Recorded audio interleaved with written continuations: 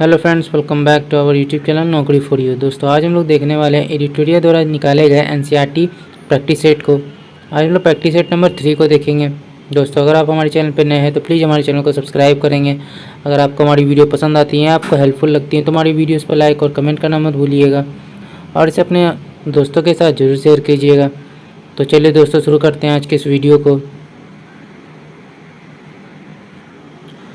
तो चलिए देखते हैं आज का पहला क्वेश्चन। तो आज का पहला क्वेश्चन है, औपनिवेशिक शासन में अंग्रेजों द्वारा जंगल काटने के क्या कारण थे? सत्य कथन का चयन करना है तो आंसर हो जाएगा डी तीनों। शाही नौसेना हेतु लकड़ी की आपूर्ति के लिए, रेल लाइनों के प्रसार के लिए, व्यावसायिक कृषि बागानों के प्रसार के लिए। भारतीय वन सेवा की स्थापना किस वर्ष हुई थी? आंसर हो जाएगा सी 1864 में।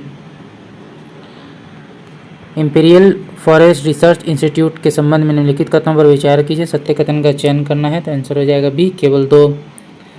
यहाँ जिस पद्धति में शिक्षा दी जाती थी उसे वैज्ञानिक वानिकी कहा गया है। वन अधिनियम 1878 के संबंध में निम्नलिखित कथनों पर विचार करें। सत्य कथन का चयन करना है तो आंसर हो जाएगा केवल 1 जो है सही है। जंगल को 3 श्रेणियों में विभाजित किया गया था, आरक्षित, सुरक्षित एवं ग्रामीण। झूम खेती के नाम एवं संबंधित क्षेत्र का सही मिलान करना है तो 5 का आंसर हो जाएगा सी लादिंग दक्षिण पूर्व एशिया, मिल्पा मध्य अमेरिका, चितमैन अफ्रीका और चेना श्रीलंका। यूरोपीय वन रक्षक घुमंत खेती के विरुद्ध क्यों थे? सत्य कथन का चयन करना है तो आंसर हो जाएगा डी तीनों कारण। घुमंत खेती वाली जमीन इमारती लकड़ी के उत्पादन के लिए प्रतिकूल हो जाती थी। जंगल जलाते समय बाकी बेशकीमती पेड़ों के जलने का खतरा होता था। लगान वसूली की प्रशासनिक परेशानी से बचने हेतु। अंग्रेजों द्वारा वन व्यापार को सरकारी नियंत्रण में लेने के क्या प्रभाव हुए? सत्य कथन का चयन करना है तो आंसर हो जाएगा डी 1, 2 और 3। वन व्यापार की इजारेदारी यूरोपीय व्यापारिक कंपनियों को सौंप दी गई। स्थानीय लोगों द्वारा शिकार करने और पशुओं के चराने पर बंदिश लगा दी गई। कुछ घुमंत समुदाय खद्यानों और बागानों में काम करने के को जो है मजबूर हो गए। देवसारी या मान किसे कहा जाता था? तो 8 का आंसर हो जाएगा सी जनजातीय क्षेत्र में लकड़ी के बदले लगने वाला शुल्क।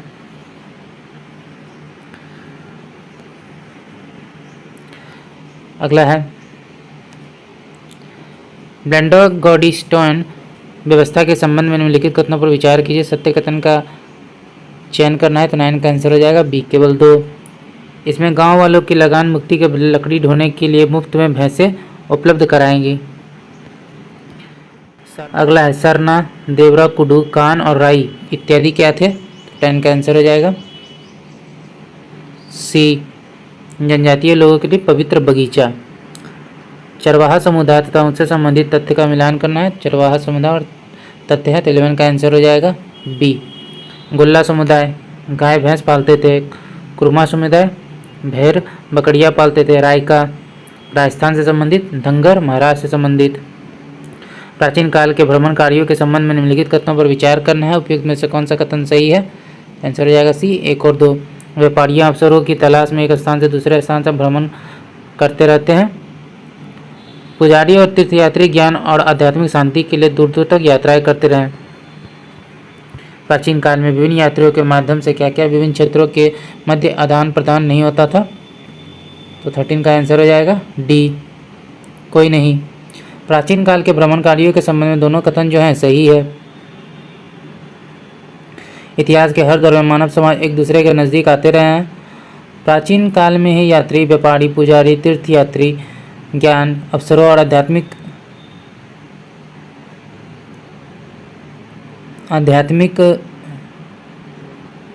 शांति के लिए, उत्पीड़न यातनापूर्ण जीवन से बचने के लिए दूर दूर की यात्राओं में ये लोग तरह तरह की चीज़ें जैसे मूल्य, मान्यताएं, हुनर, विचार, आविष्कार और यहाँ तक कि कीटाणु और बीमारियों भी साथ लेकर चलते रहे हैं।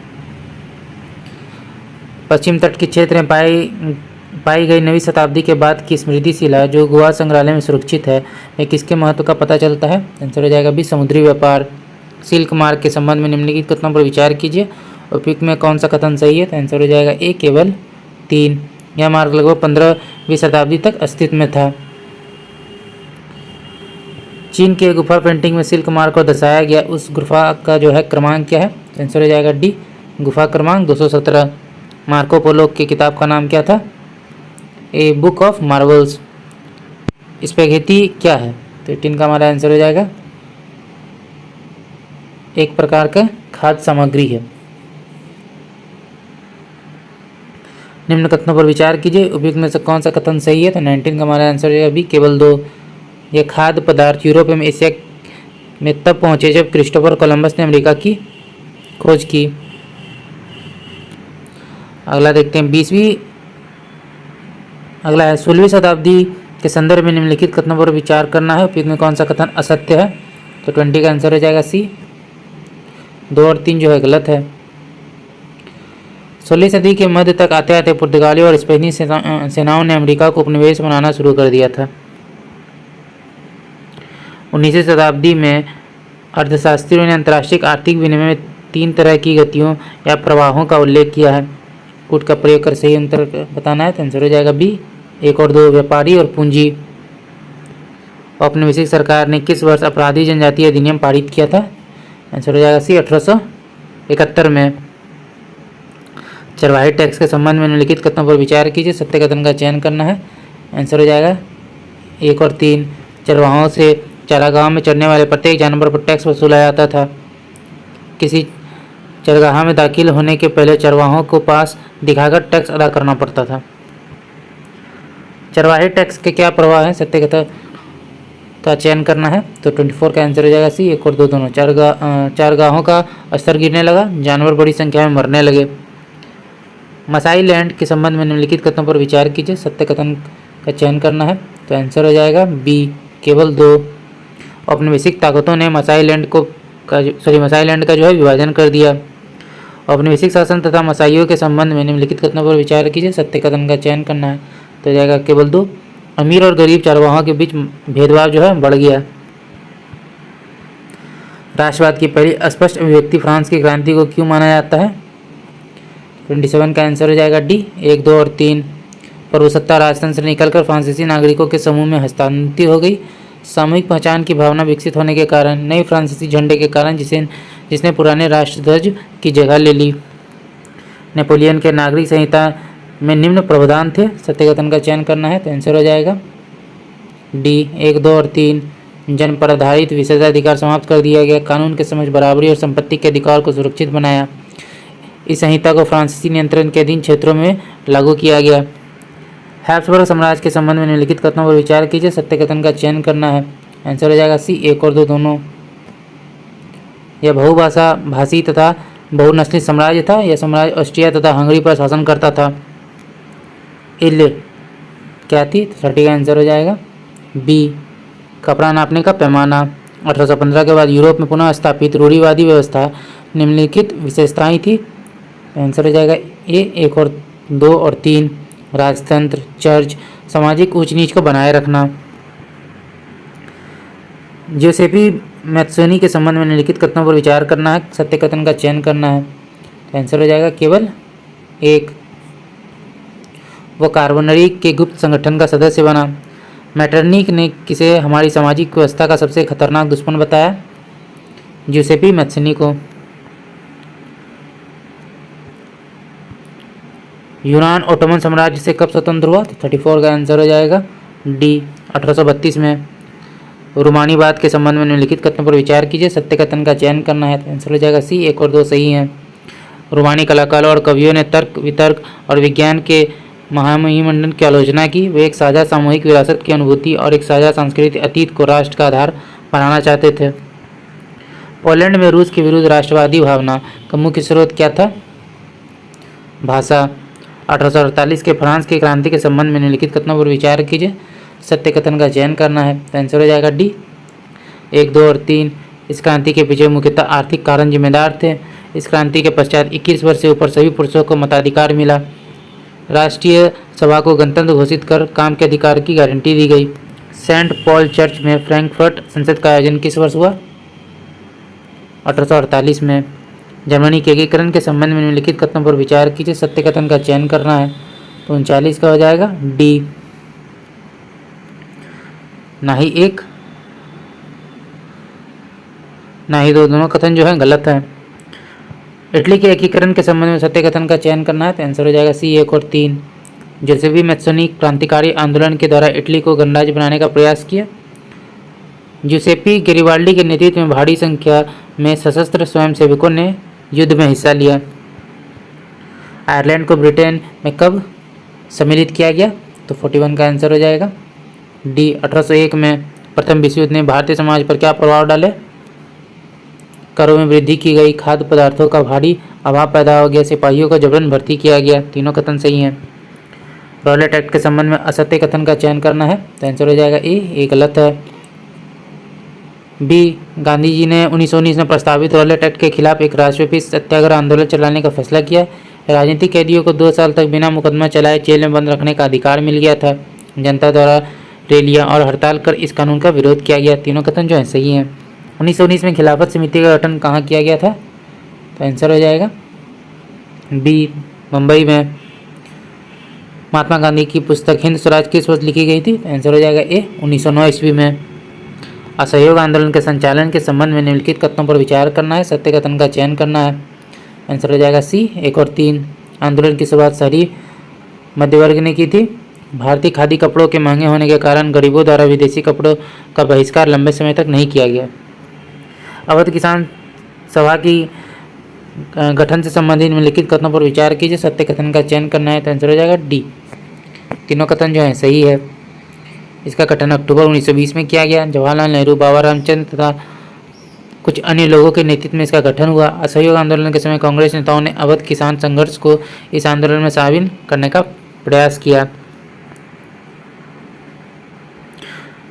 गुडेम विद्रोह के संबंध में निम्नलिखित कथनों पर विचार कीजिए, सत्य कथन का चयन करना है, तो आंसर हो जाएगा बी 2 और 3। यह एक प्रकार का गुरिल्ला आंदोलन था जिसका नेतृत्व अल्लूरी सीताराम राजू ने किया।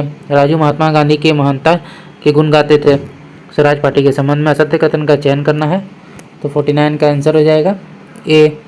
असहयोग आंदोलन के पश्चात राजनीतिक में सक्रिय होने के लिए कुछ कांग्रेस नेताओं ने कांग्रेस से पृथक एक अलग स्वराज पार्टी का गठन किया।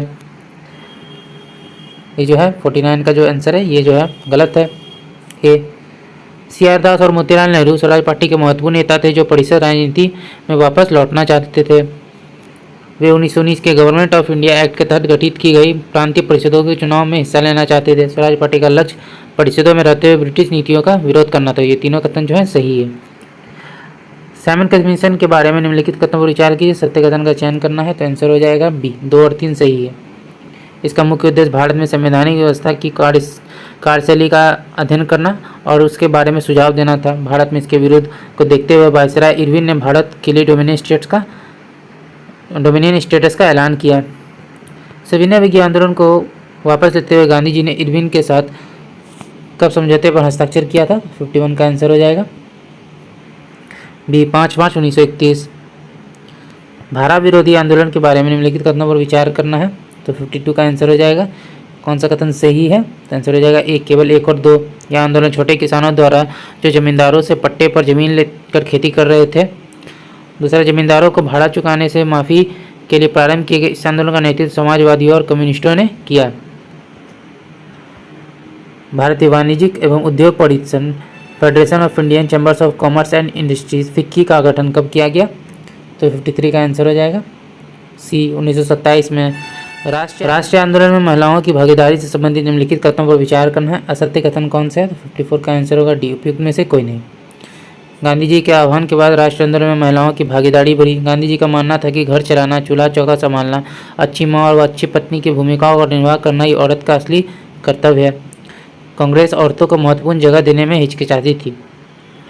डॉक्टर अम्बेडकर ने किस वर्ष दलितों के लिए दलित वर्ग एसोसिएशन, डिप्रेस्ड क्लास एसोसिएशन का गठन किया? आंसर हो जाएगा सी 1930 ईस्वी में। सन्यासिनी रूपी भारत माता की विख्यात छवि को सर्वप्रथम किसने चित्रित किया था? अविंद्रनाथ टैगोर। उपनिवेश काल में भारतीय झंडे के संबंध में निम्नलिखित कथनों पर विचार कीजिए, असत्य कथन का चयन करना है, पर ना तो 1 और ना ही 2। बंगाल में स्वदेशी आंदोलन के दौरान तिरंगा झंडा में हरा, पीला और लाल रंग थे। 1921 तक गांधी जी ने भी स्वराज का झंडा तैयार कर लिया, यह भी तिरंगा सफ़ेद, हरा और लाल था। भारत छोड़ो आंदोलन का प्रस्ताव किस बैठक में पारित हुआ? वर्धा।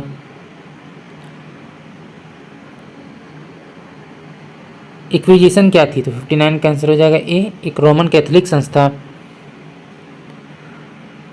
छापाखाना प्रगति का सबसे ताकतवर औजार है, इसे बन रही जनमत की आंधी में निरंकुशवाद उड़ जाएगा, यह किसने कहा था? तो आंसर हो जाएगा सी, लुई सेबेस्टियन मार्सिए। कालक्रम का निर्धारण करना है, तो 61 का आंसर हो जाएगा ए, प्रेस का निर्माण, बेलनाकार प्रेस का आविष्कार, ऑफसेट प्रेस का निर्माण, फिर बिजली से चलने वाली प्रेस का निर्माण। तुलसीदास की 16वीं सदी की किताब रामचरितमानस का पहला मुद्रित संस्करण किस वर्ष प्रकाशित हुआ? 1810 में। स्त्री धर्म विचार नामक पुस्तक किसने लिखी? राम चड्डा। मेसोपोटामिया के लेखन कला के संबंध में निम्नलिखित कथनों पर विचार करना है, सत्य कथन का चयन करना है। आंसर हो जाएगा सी, एक। मेसोपोटामियाई लोग मिट्टी के पट्टिकाओं पर लिखते थे। मेसोपोटामियाई समाज के संबंध में निम्नलिखित कथनों पर विचार कीजिए, सत्य कथन का चयन करना है। आंसर हो जाएगा डी, तीनों कथन सही है। एकल परिवार को आदर्श माना जाता था, पिता परिवार का मुखिया होता था, पिता का घर, पशुधन, खेत आदि उसके पुत्रों को मिलते थे। मेसोपोटामिया के नगर नियोजन के संबंध में निम्नलिखित कथनों पर विचार करना है। आंसर हो जाएगा 1 और 2। इसमें से कौन सा है? गलत है, गलत पूछा गया, तो 1 और 2 जो है गलत है। कमरों के अंदर रोशनी खिड़की से नहीं बल्कि आंगन में खुले दरवाजों से आती थी, तीसरा कथन जो है सही है। रोमन साम्राज्य के बारे में निम्नलिखित कथनों पर विचार करना है, सत्य कथन का चयन करना है। आंसर हो जाएगा डी, तीनों कथन सही हैं। एकल परिवार का चलन था, पिता की संपत्ति पर पुत्री का मुख्य उत्तराधिकार रहता था, पति पत्नी को अलग अलग 2 वित्तीय हस्तियां माना जाता था। रोमन अर्थव्यवस्था के बारे में निम्नलिखित कथनों पर विचार कीजिए, सत्य कथन का चयन करना है। आंसर हो जाएगा बी, 1 और 3। जैतून का तेल निर्यात होने वाली प्रमुख वस्तु थी, उस समय सुगठित वाणिज्यिक और बैंकिंग व्यवस्था का संचालन होता था। रोमन साम्राज्य में दास प्रथा और श्रमिकों पर नियंत्रण के संबंध में असत्य कथन क्या है? आंसर हो जाएगा सी, गलत है।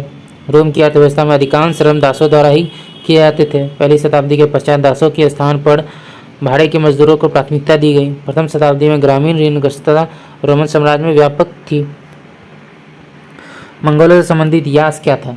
आंसर हो जाएगा सी, मंगोल जनजाति की परंपरागत प्रथाओं का संकलन। अमेरिकी गृहयुद्ध के भारत पर क्या परिणाम हुए? सत्य कथन का चयन करना है। आंसर हो जाएगा सी, भारतीय बुनकरों के सामने कच्चे माल की समस्या उत्पन्न हो गई। ब्रिटिशों की निर्भरता भारतीय कृषि पर बढ़ गई।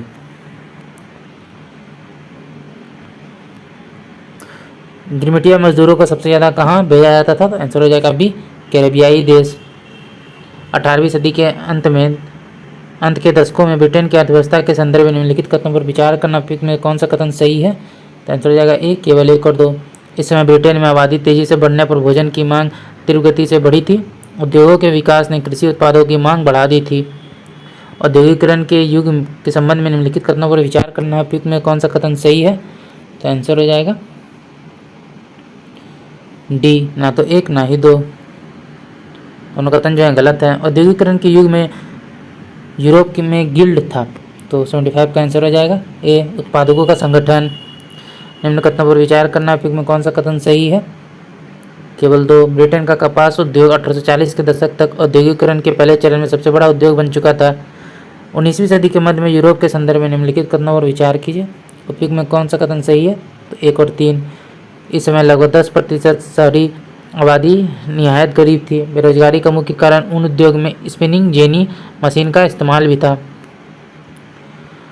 औपनिवेशिक औद्योगिकरण के अंतर्गत भारतीय व्यापार के संदर्भ में निम्नलिखित कथनों पर विचार करना, उपयुक्त में कौन सा कथन सही है?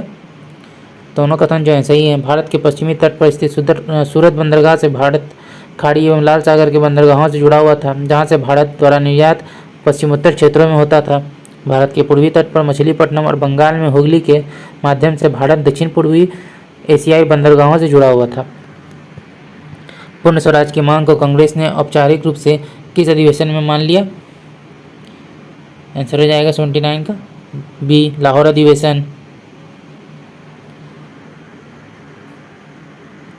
ब्रेटन वुड्स समझौता किस वर्ष हुआ? 80 का हमारा आंसर हो जाएगा ए, 1944 ईस्वी। वैश्विक अच्छी लिंग समानता और असमानता के लिए गठबंधन के संदर्भ में निम्नलिखित कथनों पर विचार करना है। उपयुक्त में से कौन सा कथन सही है? तीनों कथन सही है। इसे भारत ने लॉन्च किया। गठबंधन वैश्विक सर्वोत्तम प्रथाओं को अपनाने, ज्ञान साझा करने और महिलाओं के स्वास्थ्य, शिक्षा और उद्यमों में निवेश करने पर जोर देता है। विश्व आर्थिक मंच गठबंधन का नेटवर्क भागीदार है। मत्स्य पालन समिति निम्नलिखित में से किस अंतर्राष्ट्रीय संगठन की सहायक संस्था के रूप में कार्य करती है? खाद्य एवं कृषि संगठन FAO। अगला देखते हैं। निम्नलिखित कथनों पर विचार करना। उपयुक्त कथनों में से कौन सा कथन सही है? आंसर हो जाएगा केवल एक। बोइंग सुकन्या कार्यक्रम मुख्य रूप से भारतीय एयरोस्पेस क्षेत्र में कौशल विकास और रोजगार क्षमता को बढ़ावा देने पर केंद्रित है। मंदिर वास्तुकला की नागर शैली के संदर्भ में निम्नलिखित कथनों पर विचार करना। उपयुक्त में से कौन सा कथन सही है? आंसर हो जाएगा डी, 1 और 4। अस्त्रों में उभरता हुआ घुमावदार शिखर गर्भगृह टावर नागर शैली को अन्य भारतीय मंदिर स्थापत्य शैलियों से अलग करता है।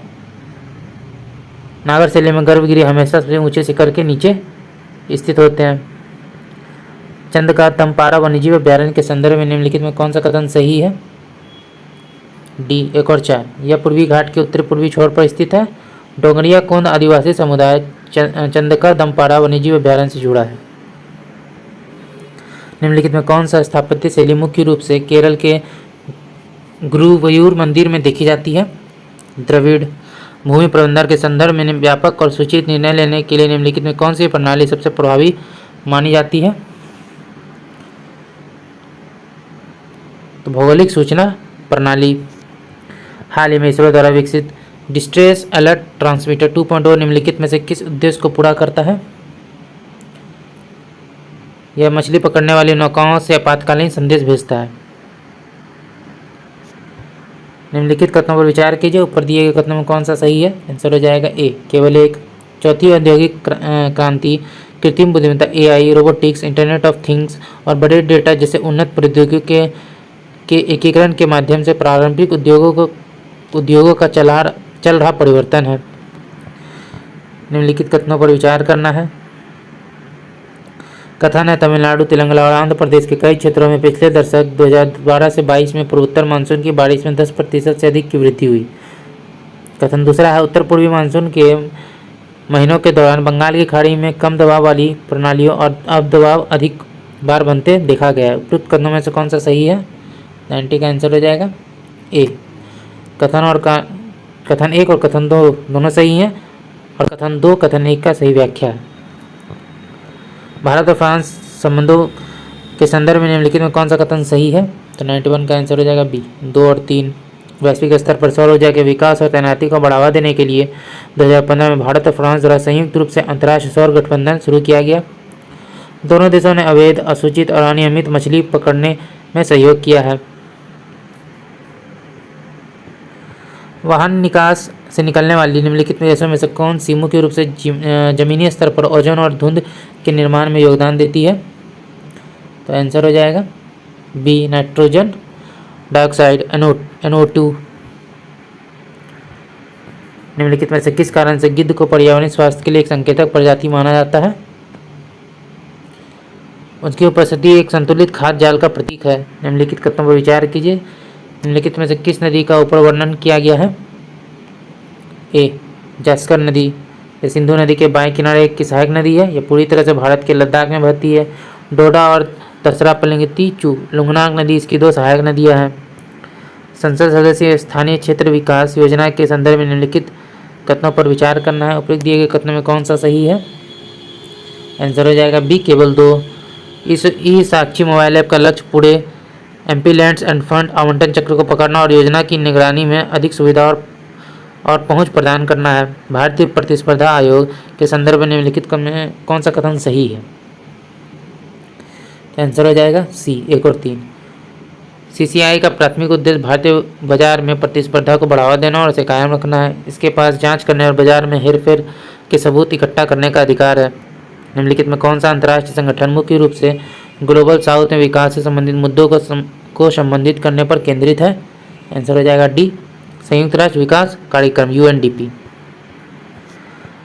किस राज्य में डॉक्टर भीमराव अम्बेडकर की 125 फीट ऊंची कांस्य प्रतिमा का अनावरण किया गया? आंध्र प्रदेश। प्रधानमंत्री नरेंद्र मोदी ने महाराष्ट्र के किस शहर में 8 अमृत परियोजनाओं का शुभारंभ किया है? सोलापुर। भारत की पहली सौर ऊर्जा संचालित नाव किस नदी पर संचालित की गई? तो आंसर हो जाएगा डी, सरयू नदी पर।